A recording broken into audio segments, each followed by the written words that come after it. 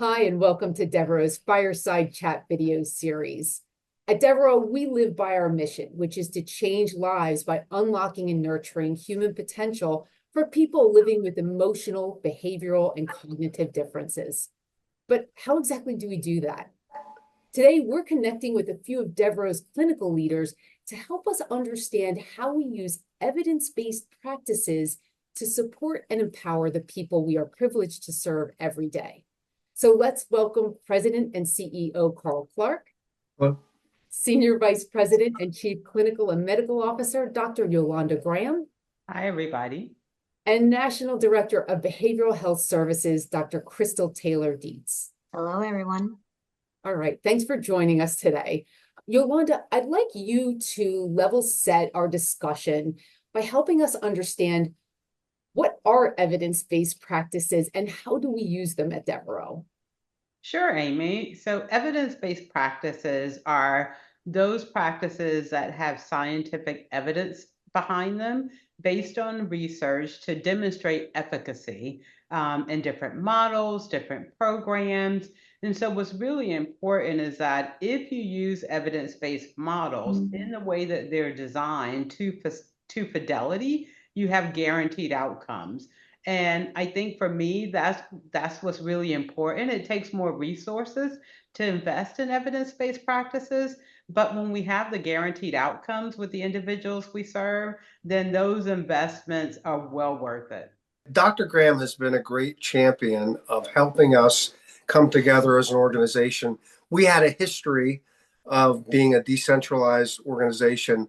And what we have found through the work of Dr. Graham and Crystal and others is that you really can't effectively achieve fidelity in an evidence-based model with eclectic practices in the field. So bringing folks together around a standardized level of quality has been incredibly important and has really helped to transform Devereux into a really state-of-the-art organization.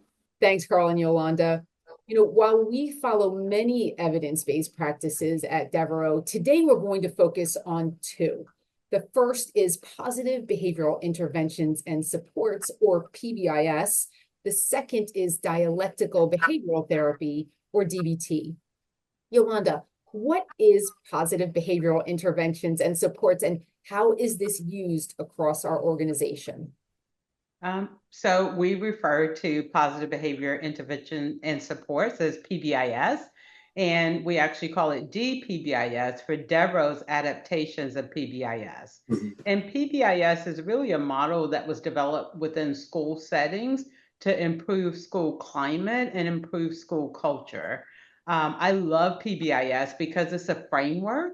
And so you follow the framework to look at what adaptations you need in your specific settings in order to achieve success. So for instance, at Devereux, we operate in schools, we residential programs, we treat youth, we treat adults, and we really need PBIS to be adapted across all of those settings, even individuals with autism and intellectual and developmental disabilities. So we took that framework and we adapted it to our different settings.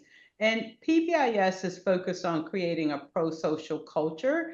We have three basic expectations that we teach at Devereux: be safe, be responsible, and be respectful. And we teach our individuals those expectations in many different settings so that they can learn to demonstrate those behaviors, not only in Devereux, but in their home, in their communities, in their schools, and with their families when they return home and to the community. DPBIS also allows us to do things like look at what are needed universally for interventions. And we refer to this as tier one interventions. And that looks at the entire environment, creating structure, creating schedules, having visual displays, praising individuals at a 4-to-1 ratio. So rather than focusing on correction, we focus on praise, not only praising our individuals, but praising our staff, right? We want to model that behavior. And then we have tier 2 interventions, which are much more group focused.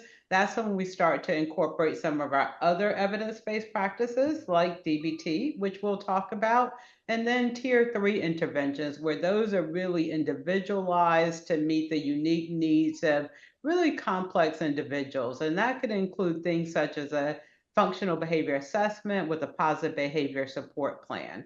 So DPBIS allows us to meet the needs of our individuals, no matter how complex those needs are. Great. I appreciate that explanation, Yolanda. Crystal, tell us about dialectical behavioral therapy and how do we use this with our staff and the individuals we support? Sure. DBT is an evidence-based cognitive behavioral therapy developed by Marsha Linehan in the 1970s.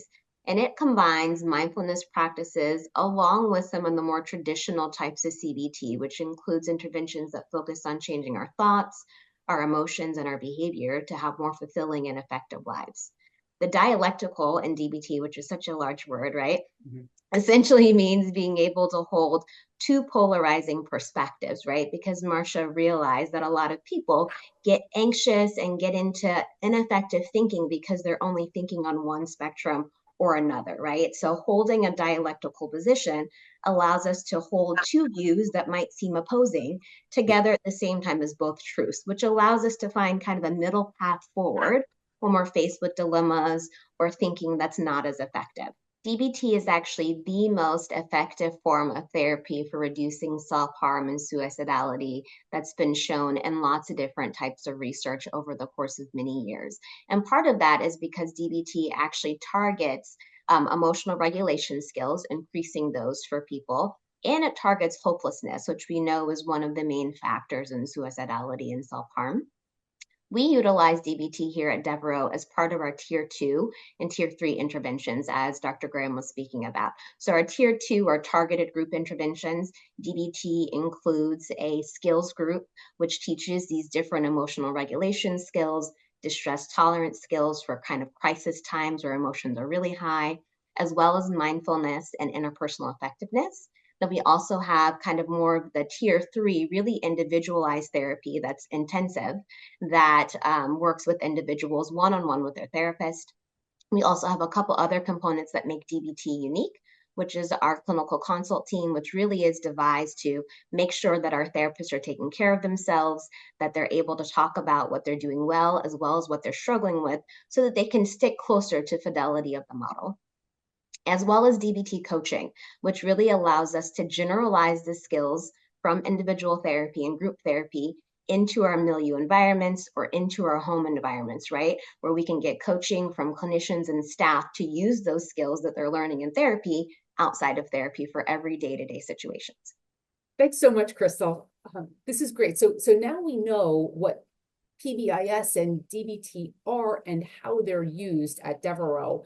As a follow-up, how are these evidence-based practices making an impact on the children and adults in our care? And feel free to share any success stories. Crystal, I'm just going to go back to you first. Sure. One of the things I absolutely love is being able to visit our centers, and I try to get to as many DBT skills group as I can when I go. And to see the individuals in our care, I mean, really just embodying the skills. Some of them take over for the therapist and do the mindfulness exercise at the beginning of the session because that's how great they're understanding mindfulness. They can do it for their peers. And another component that I think is really special about DBT is the clinical consult teams, which I mentioned, right? And research has actually showed that these teams help our clinicians stay further away from burnout, right? Because it really gives them a space to talk about themselves in a way, to talk about their skill development, things in their life that are impacting them so they can use DBT skills as well, right? So it's really a space where the clinicians validate each other, problem solve for each other in a way that's different than typical, group supervision or regular supervision. So it's really wonderful to see our teams have really embraced it. I get the chance to sit in monthly for all of the different teams that I support, and it's a wonderful thing to see. How does it make you feel when you see one of our individuals going out and just doing the mindfulness activity or implementing these strategies on their own? It's so amazing, to think of where some of our individuals come from and to not only see them using the skill, but enjoying it, right? And getting the validation from their peers of how well they're embodying it and applying it is just so wonderful. That's fantastic. Yolanda, what are you seeing with PBIS? Yeah, very similar to what Crystal was talking about. And I love that you talked about staff burnout, Crystal, because we've definitely seen that with DPBIS. The focus really is on providing staff with the skills that they need to be successful to do their jobs. And when they work with individuals and they see those individuals get better, like that makes their job much more gratifying and rewarding. We're very lucky that we have APA interns that come to Devereux and do lots of research. And we've had lots of research done on our DPBIS model over the years. And we've seen decreases in emergency safety interventions, decreases in workman's comp, and increases in staff satisfaction. We actually do surveys to look at staff satisfaction and satisfaction from the individuals in care. And we've seen tremendous results, which is why it took us over 13 years, but we're 100% implemented in DPBIS across all of our programs. That was an amazing feat to accomplish that. And last year in 2023, we did a survey of our employees and got feedback on our program. We hired an external consultant to come in and evaluate our programs. And one of the things I remember most was an employee that said, I was here at Devereux before we implemented DPBIS. And it's like night and day now. I show up, I feel like I make a difference. I know exactly what's expected of me. We're all speaking the same language, and we don't focus on consequences anymore. Now everyone is focused on praise, and that makes such a huge difference. So I think for me, that's one of the greatest joys of being able to implement a program like DPBIS. That's amazing, Yolanda, and congratulations to you and Crystal for implementation of DPBIS across the organization and in our programs. And when our staff are happy, that's an amazing thing. Exactly. Thank you. When our staff are happy, our individuals are happy, right? Absolutely. Yes. Yes. Last question. Okay, so we know these evidence-based practices are working. At the same time, we could have 3,000 or more team members implementing PBIS and DBT strategies on a daily basis. Carl, in terms of quality, why is it important that our evidence-based practices be implemented to fidelity by every employee or delivered in the same way according to the science and data? So the whole term evidence-based connotes the idea that they work if you follow the right methodology in the implementation and delivery of those services. So a lot of what Crystal and Dr. Graham do is to put in place the processes we need to assure we have that fidelity in any of the operational areas we have across the country. So it's very gratifying when you see that. It's like, yeah, you got that right. That's really good. Yeah. Thanks, Carl. And now for how we do this, Yolanda and Crystal, what kinds of processes have you put in place to ensure fidelity and quality? Well, I'll start. And, one of the things Carl often talks about is the eclectic practices that were in Devereux in the past and how we've moved from 15 different ways of doing the same thing to now really building in those standardized approaches. And I really have to thank our national learning team. They developed an implementation toolkit for evidence-based practices. So we implement all evidence-based practices in the same way now. And is really based on the coaching model. So our national subject matter experts that oversee and are trained in our evidence-based practices, they train lead coaches who then train coaches at the center level who then train implementers, right? And so that ongoing coaching model really guarantees that we're not just training and expecting someone to do it. We're monitoring, we're coaching, we're giving real-time feedback. And that really keeps us from straying into these really eclectic approaches. And in addition to that, we have ways that we monitor to make sure of that so that if we start to see drift, we can intervene early. And Krista, I'll let you talk about some of those, some of the tools we use to monitor our evidence-based practices.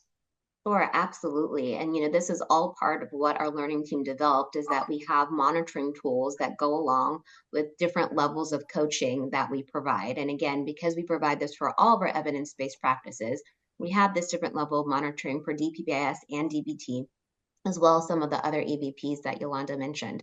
So firstly, for DPBIS, we have integrity monitoring and DBT. And integrity monitoring is looking at the components of a full program. And we do it monthly, a couple times a month at each of our programs to ensure that we're keeping the components that we say we're doing in place, right? So our staff are going into the milieu environment and they're observing the environment as well as the skills that our staff are using and giving feedback about how they're sticking to the model and any areas that need further development. We do that same thing for DBT to ensure that we're keeping all of the core components of a comprehensive DBT program in place.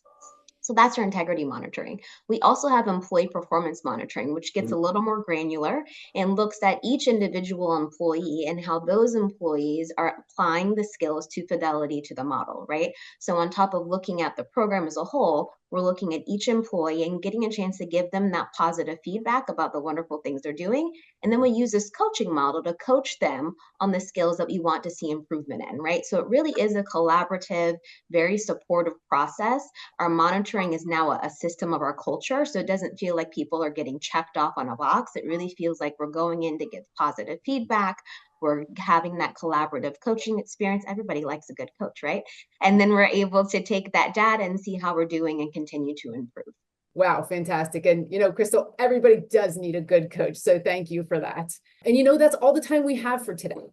Many thanks to our guests, Carl, Yolanda, and Crystal, and to all those watching. If you want to work for an organization rooted in brain science and compassionate care, you belong here at Devereux. And this is a place where you can make a positive impact, one person, one family, and one community at a time. So look for us online at jobs.devereux.org. Thanks and have a great day.